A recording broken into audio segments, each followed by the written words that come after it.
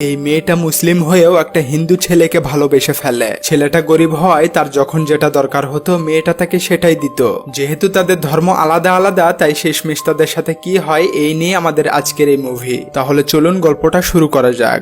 গল্প শুরু হয় সমুদ্রের কিনারা থেকে। ব্যাকগ্রাউন্ডে আমাদেরকে বলা হয় দূর থেকে সব কাছে দেখা যায়, আর যখন কাছে যাওয়া হয় সেটা আরো দূরে চলে যায়। সিন এখান থেকেই কাট হয়ে আসে একটা প্লে গ্রাউন্ডে। গাড়ি থেকে একজন লোক নেমে সেই গ্রাউন্ডের ভিতরে আসে আর মাঠে দৌড় খেলা হচ্ছিল সেটা দেখতে থাকে। তখনই এন্ট্রি হয় আমাদের মুভির হিরোর, তার নাম রাজারাম। সে একজন সফল ন্যাশনাল রানার। সেখানকার একজনের দৌড় দেখে তার খুবই ভালো লাগে। সে তার সাথে গিয়ে দেখা করে এবং তাকে দৌড় বিষয়ে কিছু পরামর্শ দেয়। এরপর সেখান থেকে রাম বাসায় ফিরছিল, এদিকে আমাদের একটা মেয়েকে দেখানো হয়। এই মেয়েটা হচ্ছে রাজারামেরই মেয়ে। রেডিওতে আরজের কাজ করে, যেটা তার বাবার পছন্দ নয়। তাই তাড়াহুড়ো করে তার বাবা ফেরার আগে সে বাসায় ফিরে আসছিল, কিন্তু পথের মধ্যেই তার বাবা তাকে দেখে ফেলে। একটু পর সে বাসায় এসে বাচ্চাদের ক্লাস নেওয়ার ভান করতে থাকে। রাজারামও এসে দেখে তার মেয়ে ক্লাস নিচ্ছে। সে কিছু না বলে ভিতরে যেতে লাগলে তার মেয়ে তাকে ডাক দেয়, বলে বাবা আজ খাবার কি বানাবো?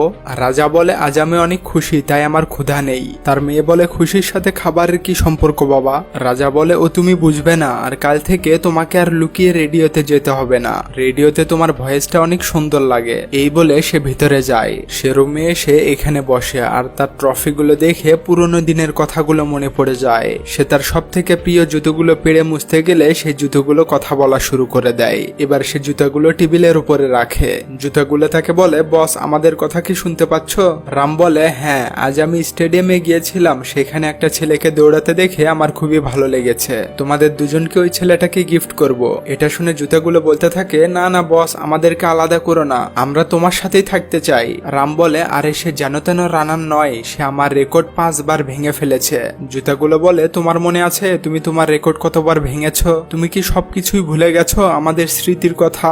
রাম বলে আরে না, আমি সেদিনের কথাগুলো এখনো ভুলিনি। সিন এখান থেকেই ফ্ল্যাশব্যাকে আসে। রামের সাথে কি হয়েছিল সেটা আমাদেরকে দেখানো হয়। তো রাম ছোটবেলা থেকেই খুবই ভালো দৌড়াতে পারে। তার দৌড় দেখে সবাই তার প্রশংসা করে। সে প্র্যাকটিস করে সমুদ্রের পাড়ে বসেছিল, তখনই তার বন্ধু আসে। তারা সেখান থেকে ফেরার সময় একটা জুতোর দোকানে দাঁড়িয়ে যায় এবং তার সেই পছন্দের জুতাগুলো দেখতে থাকে। রামের অনেক দিনের স্বপ্ন সে সেই জুতাগুলো পরে দৌড়াবে, কিন্তু সেটার দাম বেশি হওয়ায় সে সেটা কিনতে পারে না। তাই প্রতিদিন এখানে এসে জুতাগুলো দেখে যায়। সে তার বন্ধুকে বলে দেখ, আমি এই জুতাগুলো পরে যদি দৌড়ানো শুরু করি তাহলে আকাশ পর্যন্ত চলে যাব। তার বন্ধু বলে ভাই, জীবনে অনেক পাগল দেখেছি, কিন্তু তোর মতো জুতা পাগল কাউকে দেখিনি। রাম বলে আরে দেখিসনি, এখন দেখে নিলি, চল এখন যাই। তারা সেইখান থেকে চলে আসে। রাতের বেলা রাম বসেছিল। এটা হচ্ছে রামের মা। তিনি মেয়েদেরকে সঙ্গীত শিখায়। ক্লাস শেষে সব মেয়ে যখন যাচ্ছিল, আন্টি একটা মেয়েকে ডাক দেয়, বলে বেটি তোমার 3 মাসের ফিস বাকি আছে, দয়া করে যদি সেটা আনতে খুবই ভালো হতো। মেয়েটা বলে কাল দিয়ে দেব ম্যাম। তার মায়ের কথাটা রামের শুনে খুবই খারাপ লাগে, কারণ ছোটবেলায় তার বাবা মারা যাওয়ার পর তার মায়ে তাকে লালন পালন করে মানুষ করছে। খাবার খেতে বসে সে তার মাকে বলে মা, আমি একটা ছোটখাটো জব করি, তুমি আর কতই সামলাবে, আমি তোমার জন্য কিছু করতে চাই মা। আন্টি বলে এই তাহলে তোর পড়াশোনার কি হবে? হ্যাঁ, তুই পড়াশোনাটা ঠিকভাবে কর, আর যদি আমার জন্য কিছু করতে চাস তাহলে ন্যাশনাল খেলে গোল্ড মেডেল নিয়ে আসিস। রাম তার মাকে কথা দেয় অবশ্যই নিয়ে আসবো। পরের দিন রাম একটা দৌড় খেলায় অংশগ্রহণ করতে আসে। তার কোচ তাকে জুতা পরতে বললে সে জুতা পরতে চায় না। সে বলে এটা আমি পরবো না, আমার জুতা আছে। কোচ বলে তাহলে সেটা পরো। রাম বলে এখনো কিনিনি স্যার, সেটা দোকানে আছে। এটা শুনে এখান থেকে একটা বোরকাওয়ালি মেয়ে হাসতে থাকে। রাম তাকে বলে হাসছো কেন? মেয়েটা তাকালে ভাই তাকে এক নজরে দেখতে থাকে। কোচ তাকে ডাকে, কিন্তু ভাই কোথায় যেন হারিয়ে গেছে। মেয়েগুলো সেখান থেকে চলে গেলে ভাইও সেই দিকে যেতে থাকে। তার কোচ তাকে ডাকে, কিন্তু সে তার কোনো কথাই শোনে না। একটু পর খেলা যখন শুরু হবে, রামও সেখানে খালি পায়ে খেলার জন্য আসে। খেলায় অংশগ্রহণ করেও সে ওই মেয়েটার কথা যেন ভুলতেই পারছে না। এবার বাঁশিতে ফু দিলে সবাই দৌড়ানো শুরু করে। রাম খালি পায়ে দৌড়াচ্ছিল বলে তার পায়ে পাথর লেগে কেটে যায়। এটা সেই বোরকাওয়ালি মেয়েটা লক্ষ্য করে আর তার হিজাবটা উপরে উঠিয়ে নেয়। তখন এন্ট্রি হয় আমাদের হিরোইনের, তার নাম নাজিরা। সে একজন মুসলিম ধর্মের মেয়ে। এবার রামের পায়ে আঘাত লাগা সত্ত্বেও সে খেলায় ফার্স্ট হয়। এতে তারা সবাই আনন্দ করতে থাকে। একটু পর রাম এখানে বসেছিল, নাজিরা এসে তার বান্ধবীকে দিয়ে একটা রুমাল পাঠায়। তার বান্ধবী এসে রুমালটা দিয়ে বলে সে তোমাকে দিতে বলেছে। রাম তার দিকে তাকালে নাজিরা তার পায়ের কাটা অংশটা দেখায়, অর্থাৎ সে এজন্যই রুমালটা দিয়েছে। ভাই রুমালটা নিলে তারা সেখান থেকে চলে আসতে থাকে। তখন ভাই বলে, আরে নামটা তো বলে যাও, কিন্তু সে কিছু না বলেই চলে যায়। রাতে তার মা সেই কাটা অংশে ঔষধ লাগিয়ে দিচ্ছিল। তখন ভাইয়ের সেই মেয়েটার কথা বারবার মনে পড়তে থাকে। সে তার মাকে বলে, মা আজ বোরকা পরা একটা মেয়েকে দেখেছি। আন্টি বলে, মেয়ে? কে ওই মেয়ে? রাম বলে, আরে মা কলেজেই দেখা হয়েছিল, নাম ঠিকানা কিছুই জানি না। তার চোখ একদম ট্রাফিক সিগন্যালের মতো। সেখানে সবাই যখন আমার জেতার খুশিতে আনন্দ করছিল, একমাত্র সে আমার ব্যথাটা অনুভব করেছে। আন্টি একটু মজা করে, কি রে প্রেমে পড়ে গেলি নাকি? রাম বলে, ধুরমা, এজন্যই তোমাকে কিছু বলতে চাই না। সিন কাট হয়ে পরের দিন সকালে কলেজে আসে। নাজিরাও তার বান্ধবী রামের ব্যাপারটা নিয়ে কথা বলছিল। নাজিরা বলে, রাম তো হিন্দু নাম তাই না, কিন্তু আমার মনে হয় সে একজন ভালো মানুষ। দিদি আরো বলে, সে জুতা কেন কেনে নেই, তার কাছে টাকা নেই মনে হয়। আচ্ছা তার বাবা কি করে? তার বান্ধবী বলে, তার বাবা নেই, শুধু মা রয়েছে, তিনি একজন মিউজিক টিচার। এসব শুনে নাজিরা পরের দিন তাদের বাসায় আসে। সে আস্তে আস্তে ভিতরে আসতেই রামের সাথে দেখা হয়। নাজিরা তাকে সালাম দিলে সে তাকে নমস্কার জানায়। ভাই চলে গেলে দিদি তো একদম খুশিতে গুলগুলো। এবার সে আন্টির কাছে এসে বলে, আমি আপনার থেকে সঙ্গীত শিখতে চাই। আন্টি বলে, আসো বেটি, এখানে বসো বসো। নাজিরা বসলে তিনি তার থেকে তার নাম শোনে। আন্টি বলে, এভাবে ভয়ে ভয়ে কথা বলছো কেন?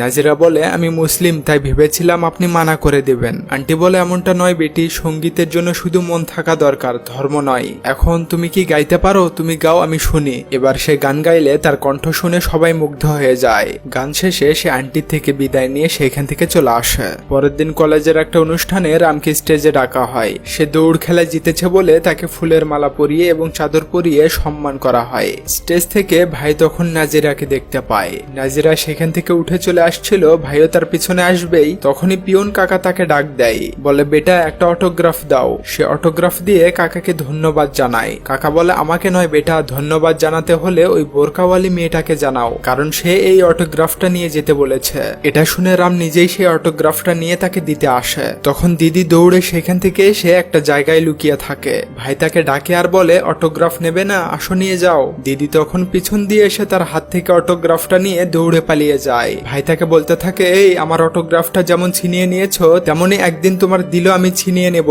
এদিকে দিদি এসে তার বান্ধবীকে এসব কথাগুলো বলতে থাকে। তার বান্ধবী বলে, তাকে তোর ভালোবাসার কথা বলে দিস না কেন? নাজিরা বলে, এভাবেই কিছুদিন চলতে থাক না। তার বান্ধবী বলে, নাজিরা তুই মুসলিম আর সে হিন্দু, এটা ভুল নয়। নাজিরা বলে, ভালোবাসা তো সব ধর্মেই এক। এদিকে রাম তার পিটি স্যারকে নিয়ে সেই জুতার শোরুমে আসে এবং তাকে তার সেই শখের জুতাটা কিনে দিতে বলে। পিটি স্যার তাকে সেই জুতাটা কিনে দিচ্ছে বলে সে আজ অনেক খুশি, কিন্তু তিনি যখন জানতে পারে সেই জুতাটার দাম ৬,০০০ টাকা, তখন আর তার পক্ষে সেটা কিনে দেওয়া সম্ভব হয় না। তিনি রামকে সরি বলে, এতে রামের অনেক মন খারাপ হয়। পরের দিন কলেজে এসে নাজিরা এবং তার বান্ধবী রামের ব্যাপার নিয়ে কথা বলছিল। তখনই রাম এসে তাকে পিছন থেকে ডাকলে সে হিজাব পরে নেয়। ভাই বলে, আমি তোমাকে মন থেকে অনেকটাই ভালোবেসে ফেলেছি, এখন শুধু তোমার জবাবের অপেক্ষায় আছি। আমি অপেক্ষা করব, তোমার পিছু ছাড়বো না, এই বলে সে চলে যায়। এসব শুনে দিদি তো একদম খুশি হয়ে যায়। পরের দিন নাজিরা রামদের বাসায় আসে এবং আন্টিকে রামের কথা বলে যে আপনার ছেলে কোথায়। আন্টি বলে, আর বলো না বেটি, তার যদি কিছু পছন্দ হয় সে তার পিছু ছাড়ে না, আর সেই জুতার দাম বেশি হয় আমি তাকে সেটা কিনেও দিতে পারছি না। সে এখনো সেই জুতাগুলো নিতে চায়, তাই তার মেডেলগুলো নিয়ে সে বেরিয়ে পড়েছে। এসব শুনে নাজিরা বলে, পায়ে পরার জুতোকে এত ভালোবাসে, তাহলে মনে থাকা সেই মেয়েটাকে আরো কতটা ভালোবাসবে। এদিকে রাম সেই দোকানে এসে দেখে তার সেই জুতাগুলো এই মোটা পরার চেষ্টা করছে। এটা দেখে সে দোকানদারকে অনেক রিকোয়েস্ট করে বলে, আপনি এই জুতাগুলো বেচবেন না স্যার, আপনি এই মেডেলস গুলো রেখে আমাকে ওই জুতাটা দিয়ে দিন। কিন্তু বললেই তো আর সেই দোকানদার তাকে জুতা দিয়ে দেবে না। তিনি বলে, আরে এটা গোল্ড মেডেল, আসল সোনা নয়, আমি এটা রাখতে পারবো না। রাম বলে, আমি আপনার কাছে বিক্রি করছি না স্যার, শুধু বন্ধক রাখছি, টাকা পেতে আপনাকে দিয়ে এই মেডেলস গুলো নিয়ে যাব। কিন্তু সেই লোকটা তার কোনো কথাই শোনে না, মেডেলস গুলো তার হাতেই ধরিয়ে দেয়। তখনই সেখানে নাজিরার বান্ধবী এসে রামকে ডেকে নিয়ে যায়। সে বাইরে আসলে মেয়েটা তাকে ৬,০০০ টাকা জুতো কেনার জন্য দিতে চায়। রাম বলে, কিন্তু তুমি কেন দিচ্ছ? মেয়েটা বলে, আমি দিচ্ছি না, নাজিরা তোমাকে দিতে বলেছে। রাম বলে, তাহলে সে নিজে এসে দিচ্ছে না কেন? তার বান্ধবী তাকে ডেকে বলে, নাজিরা তুমি নিজে এসে দিয়ে যাও। এবার নাজিরা এসে সেই টাকাটা দিতে ধরলে ভাই বলে, আগে তোমার চেহারাটা দেখাও। কিন্তু দিদি তার চেহারা দেখাতে চায় না। মেয়েটা বলে, তুমি তো তোমার মেডেলগুলো জমা রাখতে চাইছিলে, তোমার মেডেলগুলো তাকে দিয়ে এই টাকাগুলো নিয়ে নাও। নাজিরা এবার হাত বাড়িয়ে দিলে সে তার মেডেলগুলো তাকে দেয়। ভাই তার থেকে টাকা নিতে গিয়ে তার হাতটা ধরে ফেলে, বলে, তোমার চোখ তো অনেক কিছুই বলছে, তুমি কিছুই বলছো না কেন? দিদি কিছু না বলে তার হাতটা ছাড়িয়ে নিয়ে সেখান সেখান থেকে চলে আসে। পরের দিন রাম কলেজে আসলে নাজিরাই তাকে প্রথমে জানায় সে ন্যাশনাল প্রতিযোগিতায় সিলেক্ট হয়েছে। এবার দিদি সেখান থেকে চলে আসলে পিটি মাস্টার সেখানে এসে বলে, রাম তুমি ন্যাশনালে সিলেক্ট হয়েছ। সিন কাট হয়ে আসে রেল স্টেশনে। আজ রাম ন্যাশনালে খেলার জন্য অন্য একটা শহরে যাচ্ছে, সাথে তার মা, বন্ধুরা সবাই তাকে বিদায় দিতে আসে। কিন্তু সে এদিকে ওদিকে শুধু নাজিরাকে খুঁজতে থাকে। একটু পর ট্রেন ছেড়ে দিলে রাম হতাশ হয়ে পড়ে। তখনই সে নাজিরাকে সামনে দেখতে পায়। বাতাসের কারণে তার হিজাবটা সরে গেলে ভাই তার চেহারা দেখতে পায়। দেখে এটা আর কেউ না, তার মায়ের কাছেই ক্লাস করা সেই মেয়েটা। তাকে দেখতে পেয়ে রাম তো অনেক খুশি হয়ে যায়। নাজিরাও তাকে অল দা বেস্ট বলে। সিন এখানে কাট হয়ে আসে নিউ দিল্লিতে। রাম তার সেই পছন্দ জুতা পরে আজ মাঠে নেমেছে। যেহেতু এটা ন্যাশনাল খেলা তাই টিভিতেও এটা দেখানো হচ্ছে। রামের মা, নাজিরা সবাই একসাথে বসে সেই খেলাটা দেখছিল। একটু পর খেলা শুরু হলে রাম অনেক জোরে দৌড়ে সবাইকে পিছনে ফেলে সে ফার্স্ট হয়। সে ফার্স্ট হয়েছে বলে নাজিরা অনেক খুশি হয়। এবার রামকে মেডেল দেওয়া হয়। পরের দিন রাম বাসায় ফিরে আসবে বলে রামের মাকে নাজিরা খাবার বানাতে সাহায্য করছিল। নাজিরা বলে, আন্টি রাম বাসায় এসে আপনাকে কিছু একটা বলবে, সেটা আমি শুনতে চাই। তখন আন্টি বলে ওঠে, নাজিরা তুমি তোমার কাজ করো। এটা শুনে নাজিরা তো অবাক হয়ে যায় যে আন্টি কিভাবে জানতে পারলো। আন্টি বলে, তুমি কি ভেবেছো আমি বুঝতে পারবো না? আমি প্রথম থেকে বুঝতে পেরেছি। এসব শুনে নাজিরা লজ্জা পেয়ে সেখান থেকে চলে যেতে লাগে। তখনই আন্টি তাকে ধরে বলে, আরে আরে কোথায় যাচ্ছ? রাম আসলে সে আমাকে মেডেল দেবে আর আমি তাকে বৌমা দেব। একটু পর গ্রামের লোকেরা মিছিল করতে করতে রামকে নিয়ে আসে। তার মা রামকে বরণ করে নেয় আর সে তার মাকে মেডেল পরিয়ে দেয়। এবার তার মা তাকে তার রুমে যেতে বলে। রাম তার রুমে আসতেই সেখানে নাজিরাকে দেখতে পায়। ভাই বলে, তুমি এত কাছে থেকেও আমি বুঝতেই পারিনি তুমি আমার নাজিরা। সে তার সাথে আরো কিছু করতেই যাবে, তখনই তার বান্ধবী এসে তাকে ডাক দেয়। বলে, নাজিরা তোমার চাচা তোমাকে ডেকে পাঠিয়েছে। দিদি তাকে ধাক্কা দিয়ে দৌড়ে গাড়ির কাছে আসে। ভাই তাকে ডেকে বলে, এই আবার কবে দেখা করবে? নাজিরা তাকে বলে, দুপুর 1টায় ওই সমুদ্রের পাড়ে। এই বলে সে গাড়িতে করে সেখান থেকে চলে আসে। একটু পর ভাই সমুদ্রের পাড়ে বসে নাজিরার জন্য অপেক্ষা করছিল। তখন সেখানে তার বন্ধু এসে বলে, তুই এখানে কি করছিস? চল বাসায় চল। রাম বলে, আরে নাজিরা আসবে ইয়ার, তার জন্য অপেক্ষা করছি। তার বন্ধু বলে, সে আসবে না, তুই এখনই বাসায় চল। রাম বলে, আরে আসবে ইয়ার, তুই যা এখান থেকে। সে বলে, আরে তোর মা যেতে বলেছে, চল এখনই। কিন্তু রাম তার কোনো কথাই শুনছিল না বলে সে এবার সত্যটা বলেই দেয়। সে বলে, রাম তোর মা আর এই দুনিয়াতে নেই। এটা শুনে রামের মাথায় যেন আকাশ ভেঙে পড়ল। সে দৌড়ে সেখান থেকে বাসায় এসে দেখে তার মাকে শুয়ে রাখা হয়েছে। তার এই দুনিয়াতে মা ছাড়া আর আপন কেউ নেই, তাই সে অনেক কষ্ট পায়। এবার তার মায়ের শেষ কাজগুলো করার জন্য নিয়ে যেতে থাকে। তখন সেদিক দিয়ে নাজিরা গাড়িতে করে যাওয়ার সময় তাদেরকে দেখতে পায়। একটু পর সমুদ্রের পাড়ে এসে তার মায়ের শেষ কাজ সম্পন্ন করে এবং তাকে চিতার আগুনে জ্বালিয়ে দেয়। সিন আবার এখান থেকে চলে আসে বর্তমানে। তার এই গল্পগুলো শুনে সেই জুতাগুলো বলে, আচ্ছা নাজিরা তাহলে এখন কোথায় আছে? রাম বলে, আমি সেটা জানি না, তার এই চিঠি আমার কাছে শেষ সম্বল হয়ে রয়েছে। সিন কাট হয়ে আসে মালয়েশিয়াতে নাজিরার কাছে। তার সাথে কি হয়েছিল এখন আমাদের সেটা দেখানো হয়। তো তার বাবা মারা যাওয়ার পর সে তার বাবার কোম্পানি দেখাশোনা করা শুরু করেছে। রাতের বেলা নাজিরা বাসায় আসতে থাকে। তারও একটা মেয়ে রয়েছে, কিন্তু সেটা তার নিজের মেয়ে নয়। নাজিরা বাসায় এসে তার মেয়েকে ডাকে, কিন্তু কোথাও তাকে খুঁজে পায় না। তাই তাকে ফোন করে, কিন্তু ফোনেও তাকে পাচ্ছিল না। আসলে তার মেয়ে বন্ধুদের সাথে পার্টি করতে গিয়েছে। সকাল হলে নাজিরা বসে কাজ করছিল। তার মেয়ে চিল্লিয়ে বলতে থাকে, আমাকে কেউ কফি দাও। নাজিরা এসে তাকে কফি দেয় এবং একটা ছেলের ছবি দেখিয়ে বলে, এই ছেলেটা কে? তার মেয়ে বলে, আমার বয়ফ্রেন্ড মা। তখন নাজিরা আরো একটি ছবি দেখিয়ে বলে, তাহলে এটা কে? তার মেয়ে বলে, সে আমার এক্স বয়ফ্রেন্ড। নাজিরা বলে, সে এক্স কিভাবে হলো? তার মেয়ে বলে, বাস কানেকশন ঠিক ছিল না তাই। নাজিরা বলে, আমরা ইন্ডিয়া যাচ্ছি, তুমি সেইখানে পড়াশোনা করবে। তার মেয়ে বলে, ইন্ডিয়া? সেইখানে কেন যাব মা? নাজিরা বলে, কারণ সত্যিকারের ভালোবাসার মানুষ শুধু ইন্ডিয়াতেই পাওয়া যায়, তোমাকে ওই ভালোবাসা সম্পর্কে জানতে হবে। এসব শুনে তার মেয়ে বলে, তাহলে তোমারও তো এক্স বয়ফ্রেন্ড ছিল রাম। এটা শুনেই নাজিরা রেগে যায়, চুপ করো, সে আমার এক্স বয়ফ্রেন্ড নয়, সে আমার লাইফ, আমার জীবন। তার মেয়ে বলে, যদি তোমার ভালোবাসা এত মহান হতো তাহলে তুমি আমার মা হতে না, আর আমি তোমার মেয়ে। নাজিরার সাথে কি হয়েছিল সেটা এবার সে তার মেয়েকে বলতে থাকে আর আমাদেরকে দেখানো হয়। সেদিন রামদের বাসা থেকে আসার পর নাজিরার চাচা তাকে বলে, আজকে আমাদেরকে মালয়েশিয়াতে যেতে হবে। নাজিরা যেতে চায় না। তখন তার চাচা বলে, তোমার বাবার অ্যাক্সিডেন্ট হয়েছে, আমাদের এক্ষুনি সেখানে যেতে হবে। এটা শুনে নাজিরা তো অস্থির হয়ে যায় যে কিভাবে হলো। তার চাচা বলে, ফ্লাইটের সময় হচ্ছে বেটি, আমরা যেতে যেতেই কথা বলতে পারবো। এবার সেইখান থেকে যাওয়ার সময় সে রামকে দেখতে পেয়েছিল।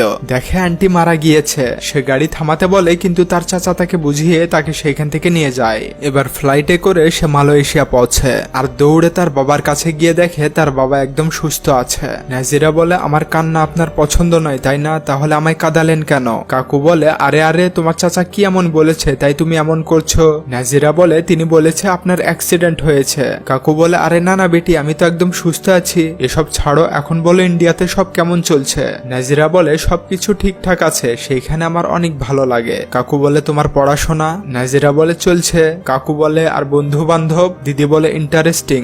কাকু বলে আর রামের কথা শুনে নাজিরা অবাক হয়ে যায়। সে বলে চাচাও জানে না, আপনি কিভাবে জানলেন? কাকু বলে আমি সবকিছুই জানি। দিদি বলে আমি তাকে ভালোবাসি বাবা। কাকু বলে তোমার বাবার জন্য তুমি তাকে ছাড়তে পারবে না? এটা শুনে নাজিরা চুপ করে থাকে। কাকু বলে তাকে ভোলাটা অনেক কঠিন, আমি জীবনে তোমার কাছে প্রথমবার কিছু চাইলাম, ছাড়তে পারবে না তাকে? নাজিরা বলে আপনার জন্য নাকি ইজ্জতের জন্য? কাকু বলে ইজ্জতের জন্য। আমাদের মাঝে আত্মসম্মান, সহনশীলতা, টাকা পয়সা রয়েছে, আর তার কাছে কি রয়েছে? আমি চাই তুমি তাকে ভুলে যাও, বাস এটুকুই। নাজিরা বলে বাবা যখন আমি ইন্ডিয়াতে পড়তে গিয়েছিলাম তখনই মানা করে দিতে আমি মেনে নিতাম, কিন্তু এটা কি বাবা, আমি যদি আপনার পছন্দ করা ছেলেকে বিয়ে করি তাহলে আপনি খুশি হবেন, কিন্তু আমি তো তাকে ভালোবাসতে পারবো না, আপনি কি এটাই চান? কাকু বলে না বেটি, আমি শুধু ভাবছি এই সমাজে আমার মাথা নিচু হবে। সমস্যা নেই, এসব ছাড়, এসব আমি দেখে নেব, তোর যেটা ভালো মনে হয় তুই সেটাই কর। এই বলে তিনি ভিতরে গিয়ে তার আত্মসম্মানের জন্য সে নিজে নিজে আত্মহত্যা করে। সিন এখানে কাট হয়ে কিছুদিন পর দেখানো হয় নাজিরার মা বলে আমরা আর এখানে থাকবো না, ইন্ডিয়াতে শিফট হয়ে যাব, তারপর রামের মায়ের সাথে কথা বলে তোমাদের বিয়ে দিয়ে দেব। এসব শুনে নাজিরা বলে মা আমাকে একটা কাগজ আর কলম দাও। তার মা তাকে কাগজ আর কলম দিলে সে সেটাতে লিখতে থাকে। নাজিরা লিখে তার মাকে দিয়ে বলে এটা রামকে পাঠিয়ে দাও। তার মা সেই চিঠি হাতে নিয়ে দেখে সেখানে লেখা আছে আমি আমাদের সম্পর্ক এখানেই থামাতে চাই, আমার মা বাবাকে দেওয়ার মতো এর চেয়ে মূল্যবান জিনিস আর আমার কাছে কিছুই নেই, যতক্ষণে তুমি এই লেটার হাতে পাবে ততক্ষণে হয়তো আমার বিয়েও হয়ে যাবে, তাই তুমি আমাকে পুরোপুরি ভুলে যাও। এটা দেখে আন্টি এসে বলে এসব কি নাজিরা, তুমি রামের জন্য লেটারে এসব কেন লিখেছ?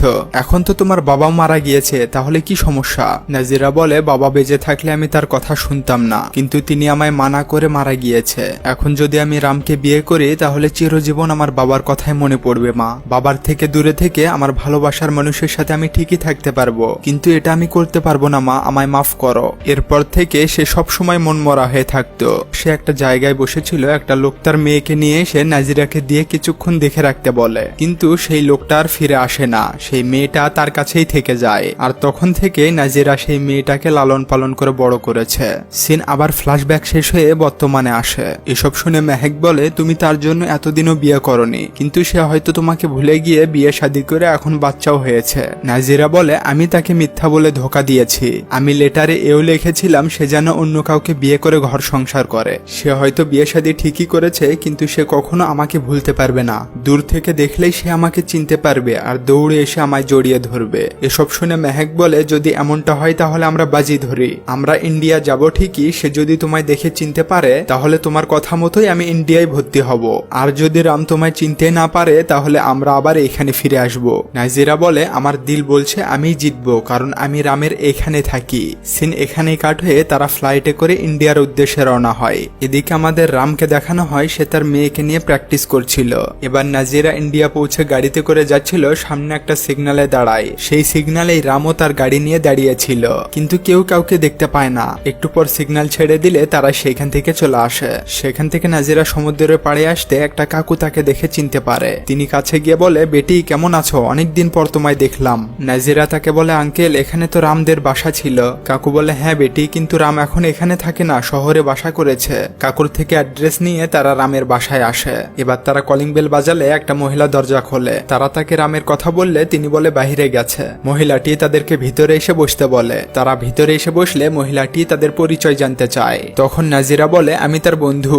নাজিরা মনে করতে থাকে এই মহিলাটি রামের ওয়াইফ, তাই সে তার নাম শোনে এবং তাকে বলে আপনি দেখতে অনেক সুন্দর, এখন আমরা একটু উঠি, আমাদের একটু কাজ আছে। এই বলে সে উঠে যাবেই মহিলাটি তাকে বলে তাহলে স্যার আসলে কি বলবো? তখন নাজিরা বুঝতে পারে এটা রামের ওয়াইফ নয়। নাজিরা বলে স্যার তাহলে আপনি কে? মহিলাটি বলে আমি স্যারের সাথেই কাজ করি, কিছু কাজ বাকি ছিল তাই এখানে এসেছি। নাজিরা বলে ও তাহলে বাসায় কেউ নেই? মহিলাটি বলে স্যারের মেয়ে আছে, সে রেডিওতে আরজের কাজ করে। তার মেয়ের কথা শুনে নাজিরা বুঝতে পারে তাহলে সে বিয়ে করেছে। এবার তারা সেখান থেকে উঠে চলে আসে। যাওয়ার সময় মেহেক বলে তুমি বাসায় ঢোকার আগে বললে এটা তোমার বাসা, কিন্তু ভিতরে ঢোকার পর তুমি বললে তুমি তার বন্ধু হও, তুমি তুমি এত বদলে গেছো, তাহলে সে কতটা বদলে যেতে পারে? নাজিরা বলে, যদি কেউ বদলে যায় তাহলে সে কখনো ভালোই বাসেনি, কিন্তু আমার রাম এখনো হয়তো আমাকে অনেক ভালোবাসে। মেহেক বলে, তো এখন আমরা কোথায় যাচ্ছি? তারা সেখান থেকে রাতে একটা বিয়ের অনুষ্ঠানে আসে। করিম চাচার মেয়ের বিয়ে আজ, তাই এখানে রামও এসেছে। সেখানে এসে খুঁজতে খুঁজতে নাজিরা রামকে দেখতে পায়। তার মেয়েকে দেখালে সে বলে, আরে বাহ, তিনি তো অনেক হ্যান্ডসাম মা, চলো তুমি এখনই গিয়ে তার সাথে কথা বলো। তারা আসতে থাকে। এদিকে ইসমাইল ভাই এসে রামকে সেখান থেকে নিয়ে যায়।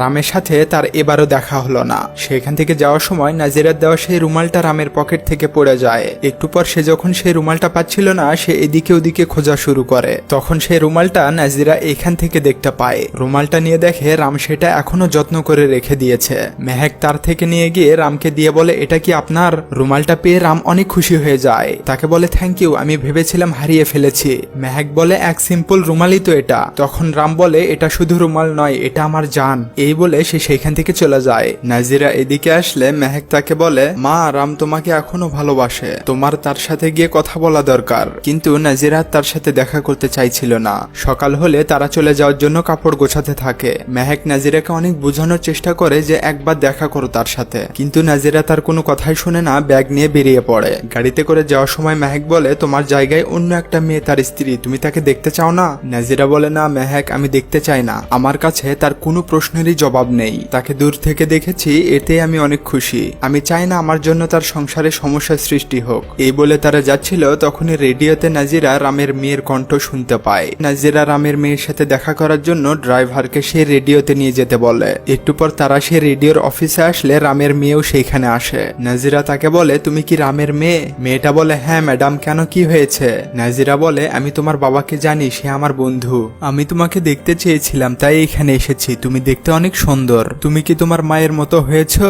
মেয়েটা বলে, আপনি একদম ঠিক বলেছেন আন্টি, আমি আমার মায়ের মতোই হয়েছি, সবাই তাই বলে। তখনই তার মায়ের ফোন আসলে সে ফোনটা তাকে দেখিয়ে বলে, এটা হচ্ছে আমার মা। নাজিরা তার মায়ের ছবি দেখে অবাক হয়ে যায়, কারণ সে আর কেউ ছিল না, তারই বান্ধবী ছিল। মেয়েটা তার মায়ের সাথে কথা বলে এসে নাজিরাকে বলে, আরে আন্টি, কি হয়েছে? নাজিরা বলে, না কিছু না, আমাদের ফ্লাইটের সময় হচ্ছে, আমরা চলে যাই। এই বলে তারা বাহিরে এসে নাজিরা সেই মেয়েটাকে একটা গিফট দেয়, বলে, তোমার বাবাকে এটা দিও। মেয়েটা বলে, আরে বাবা কিছুক্ষণের মধ্যে আসবে, আপনি একটু অপেক্ষা করুন। নাজিরা বলে, না না, আমাদের দেরি হয়ে যাবে, আমরা আসি। এই বলে তারা গাড়ি নিয়ে বেরোতেই সেখানে রাম গাড়ি নিয়ে আসে। তার মেয়ে গাড়িতে উঠে রামকে নাজিরার কথা বলতে যাবে, তখনই তার একটা ফোন আসে। ফোনে কথা বলায় ব্যস্ত থাকায় সে নাজিরার কথা তাকে বলতেই ভুলে যায়। এদিকে নাজিরারা এয়ারপোর্টে যাওয়ার সময় তার মনটা খুবই খারাপ ছিল। মেহেক বলে, কি হয়েছে মা, এমন উদাস কেন? নাজিরা বলে, রাম যাকে বিয়ে করেছে সে আর কেউ নয়, আমারই কলেজ ফ্রেন্ড। মেহেক এটা শুনে বলে, এটা কি মা, তোমার ফ্রেন্ডকেই বিয়ে করে নিল? নাজিরা বলে, এতে সমস্যা কি, আমি তাকে লেটারে অন্য কাউকে বিয়ে করতে বলেছিলাম। মেহেক বলে, যাওয়ার আগে একবার তার সাথে দেখা করি মা, চলো। কিন্তু নাজিরা তার কোনো কথাই শোনে না। এদিকে রামেরাও বাসায় এসেছে।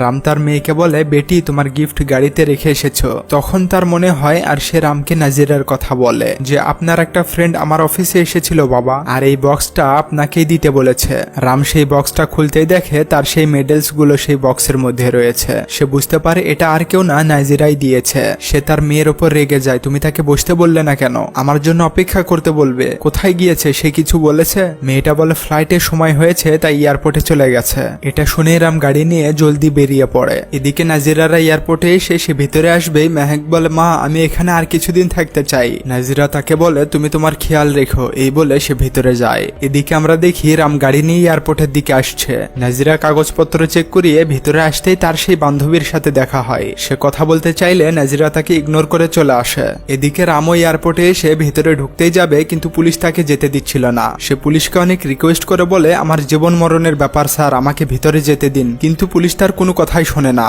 মেহেক বাহিরেই ছিল, তাকে দেখতে পেয়ে তার কাছে এসে বলে, আপনি কি নাজিরাকে খুঁজছেন? নাজিরা খাতুন, তিনি আমার মা হয়। এটা শুনে রাম অবাক হয়ে চেয়ে থাকে। এদিকে নাজিরা সেই বান্ধবী তার কাছে এসে বলে, কি হয়েছে তোর? এতদিন পর আমাদের দেখা হয়েছে, আমাকে ইগনোর করছিস কেন? এতদিন কোথায় ছিলি তুই? তুই জানিস তোকে আমরা কত খুঁজেছি। আচ্ছা, তোর বিয়ে কার সাথে হয়েছে? নাজিরা বলে, হয়েছে একজনের সাথে। শুনলাম তোরও নাকি বিয়ে হয়েছে। তার বান্ধবী বলে, হয়েছিল, কিন্তু তার সাথে আমার ডিভোর্স হয়েছে। এদিকে রাম মেহেককে বলে, মানুষ ঠিকই বলতো মেয়েরা ধোকাবাজ হয়, আর তার মধ্যে তোমার মা একজন। মেহেক বলে, চুপ করুন, কি জানেন আমার মায়ের ব্যাপারে? সে আমায় লালন পালন ঠিকই করেছে, কিন্তু আমি তার আসল মেয়ে নই। আরে মা তো আজ পর্যন্ত আপনার জন্য বিয়েই করেনি। এটা শুনে রাম অবাক হয়ে যায়, বলে, সে এখনো বিয়ে করেনি? মেহেক বলে, না, ভালোবাসাকে তার বাবার কাছে সমর্পণ করেছে আর ছোটবেলা থেকে আমার দেখাশোনা করেছে। এদিকে নাজিরা তার বান্ধবীকে বলে, রাম তোকে বিয়ে করে আবার ডিভোর্স দেবে কেন? আমি এটা বিশ্বাসই করি না। তার বান্ধবী বলে, এটা কি বলছিস তুই? এর সাথে রামের কি লেনা দেনা? আমি বলছি আমার স্বামী কেশবের কথা, তার সাথে আমার ডিভোর্স হয়েছে।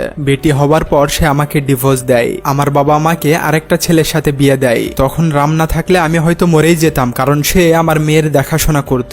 তখন নাজিরা বলে, তাহলে সে তোদেরকে মা বাবা ডাকে কেন? তার বান্ধবী বলে, সে সবই জানে। রাম তাকে লালন পালন করে বড় করেছে ঠিকই, কিন্তু তাকে জন্ম আমি দিয়েছি, আর রাম এখনো পর্যন্ত তোর জন্য বিয়েই করেনি। এটা শুনে নাজিরা তো অবাক হয়ে যায়। এদিকে রাম এসব শুনে দৌড়ে ভিতরে আসতে থাকে, তার পিছনে পুলিশও আসতে থাকে। নাজিরাও দৌড়ে এদিকে আসছিল, তখনই তাদের সামনাসামনি দেখা হয়। দুজনে আস্তে আস্তে সামনের দিকে এগিয়ে আসতে থাকে। কাছে আসলে রাম বলে, তোমাকে ধরতেও আমি খুব ভয় পাচ্ছি যেন তুমি আবার হারিয়ে না যাও। ফাইনালি তারা দুজনে এক হতে পারলো। এবার দুজন দুজনকে জড়িয়ে ধরে আর মুভিটা এখানেই শেষ হয়। তো এতক্ষণ পর্যন্ত দেখেছেন, তার মানে ভিডিওটা আপনার ভালো লেগেছে। ভিডিওতে লাইক করে আমার মনটাও ভালো করে দিন, আর কমেন্টে আপনার মনের কথাগুলো বলে যান। চ্যানেলের সাথে জুড়ে থাকার জন্য সাবস্ক্রাইব করে পাশে রাখা বেল আইকনটি অল করে রাখুন। এতক্ষণ পর্যন্ত সাথে থাকার জন্য অসংখ্য ধন্যবাদ।